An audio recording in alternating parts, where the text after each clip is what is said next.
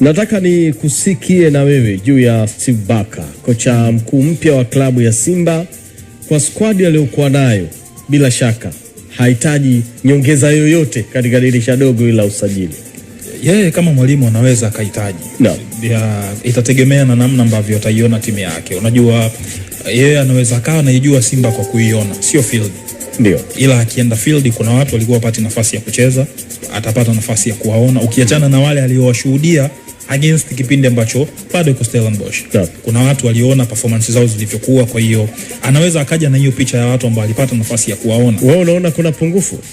Kwangu mimi sidhani kama kuna haja ya Simba kuongeza mchezaji. Unajua kuna muda mwingine tiba sio lazima itoke nje. Tiba unaweza kuwa nayo tu wewe mwenyewe ndani ya timu yako.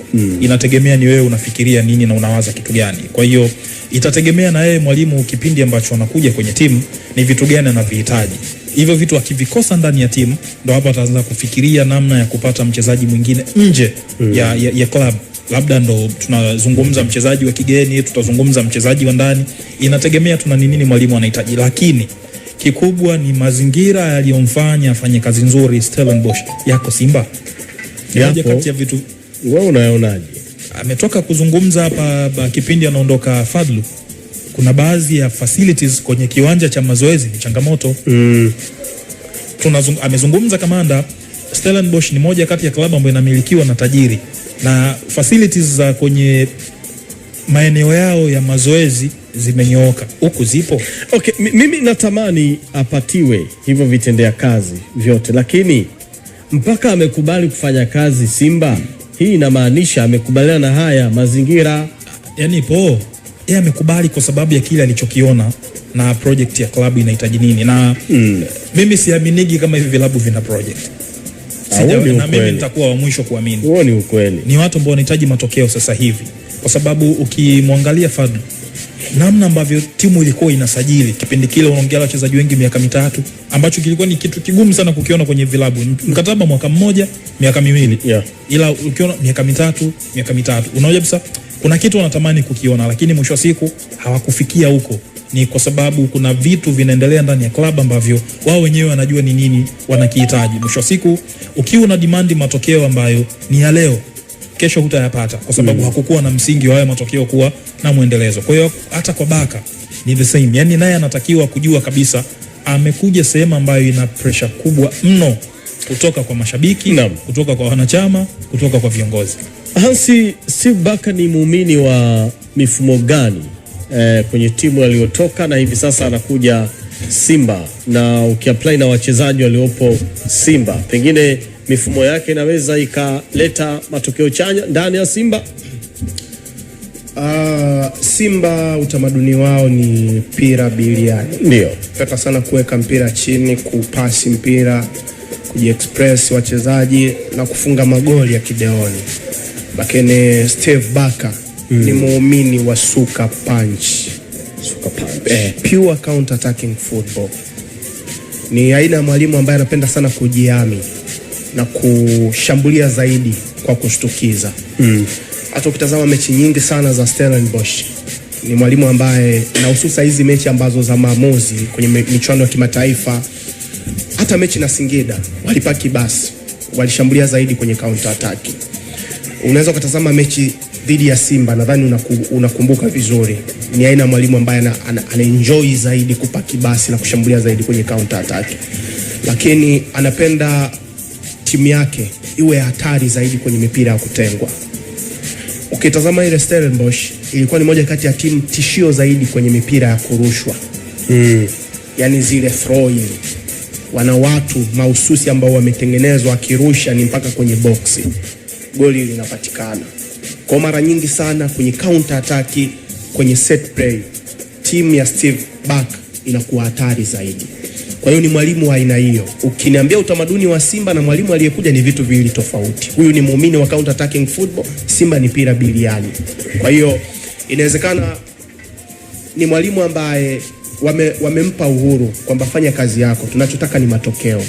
Na ukiniuliza wiki moja, wiki mbili zilizopita, Simba dhidi ya De Tunis, ningekwambia miaka 10,000 Simba anaenda kufungwa.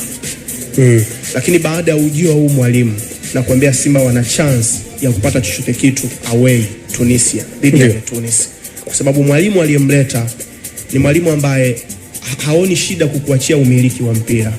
The Tunis miliki the more unavyotaka, lakini mimi nitakuhit kwenye counter attack.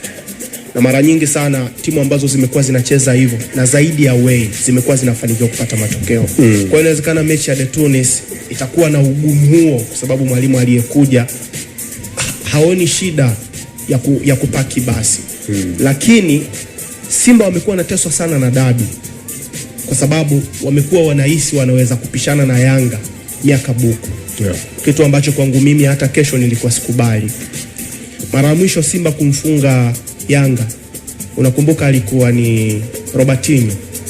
Ile game Robertinho aliamua kuachia mpira Yanga, and then akawa hit kwenye counter attack na akapata magoli. I think this time dabi ya Kariakoo inakwenda kuwa ngumu sana, kwa sababu Steve ni moja kati ya mwalimu ambaye anajua kucheza mechi ngumu kwa kujiami zaidi. Kuona amini dabi inakwenda kuwa na ugumu kutokana na of course anachokisema Hans ni yuko sahihi, hasa katika muktadha wa mashindano ya kimataifa. Ukiangalia Stellenbosch kwa mfano kwenye rani yao mpaka wanafika nusu finali ya shirikisho msimu uliopita, kwenye mechi za kimataifa hususan mechi za away nyingi walikuwa na surrender mpira kwa opponent, wao wanakuhit kwenye counter attack ama set pieces, na ndio hivyo hivyo walikwenda ugenini kumfunga Zamalek pia kwa staili hiyo hiyo. Walitoka bila na Zamalek South Africa, wakaenda kushinda mechi Cairo 1-0. Of course sio kwamba hiyo ndio staili yake pekee, ni kulingana na pia opponent atakapokuja, kwa sababu ukiwaangalia Stellenbosch wao kwa mfano walipocheza na Simba mechi ya nyumbani walibadilika. Wao ndio walimiliki zaidi mpira, wao ndio walishambulia zaidi, na hiyo pia ni kwa sababu ya mechi ilikuwa inawahitaji kufanya hivyo, kwa sababu walikuwa wamefungwa mechi ya ugenini ambayo ilichezwa Zanzibar. Structure ya Steve Barker hasa kwenye mechi kubwa ni kama hivyo alivyosema Hans. Kwa mfano ukiangalia kwenye ligi ya South Africa kwenye mechi ambazo Stellenbosch walikuwa wakicheza na Orlando Pirates, Kaizer Chiefs, Mamelodi Sundowns, lakini wakikutana na timu ambazo ni za level ya chini yao walikuwa wanacheza mpira wa kushambulia. Kwa hiyo ni kulingana na mpinzani atakapokuja, kulingana na mechi na ambacho unaweza kutegemea kwamba uwezi kukiona. Kwa mfano unakumbuka mechi ya Simba na Stade Malien ugenini. Simba walikuwa very open kwenye ile mechi.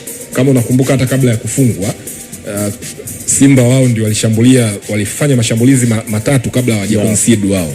Kama unakumbuka Mpanzu anapiga shuti dhaifu, kipa anacheza Mutale, Soa, wote walipata chance, hata mwalimu, alafu ndio wanakuja kufungwa. Sasa aina ya mchezo huu ambao hauna discipline ugenini, kwa kujiamini kwamba tunaweza kwenda ugenini tukamshambulia mtu tukashinda, usitegemee hiyo kwa Steve Barker, kwa sababu yeye ni kocha ambaye anaamini katika defensive structure, anaamini katika discipline, lakini kuwatengenezea wachezaji mazingira kwamba wanaweza kuperform kwenye mazingira yoyote hata ugenini na wakashinda. Naomba unijibu swali langu kwa uchache sana.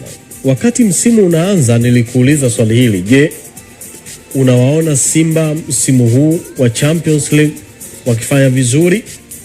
Ulinijibu kwamba hauwaoni. Akaja Pantev kwambia, je, ni wakati wa wana Simba, viongozi wa Simba kumvumilia Pantev kwenye Champions League? Ukasema wanapaswa kumvumilia. Amekuja Steve Barker na mmemsifia kadiri mnavyomsifia.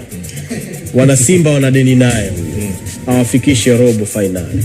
Hapana, shughuli ya kimataifa kwenye Champions League wala haimuhusu kocha, inahusu vitu vingine kabisa ambavyo Steve Barker inawezekana vikawa nje ya uwezo wake. Yes, as a coach lazima atakuwa amewaaminisha viongozi kwamba anaweza akatana round hali ilivyo, lakini ile kundi ambalo Simba hapo ni gumu mkai. Ni gumu, yani hata ukimuondoa Pantev kwamba angekuepo Fadlu, ili kundi ni gumu, kwa sababu Simba ina kundi kubwa la wachezaji wapya ambao wao kama wao hawana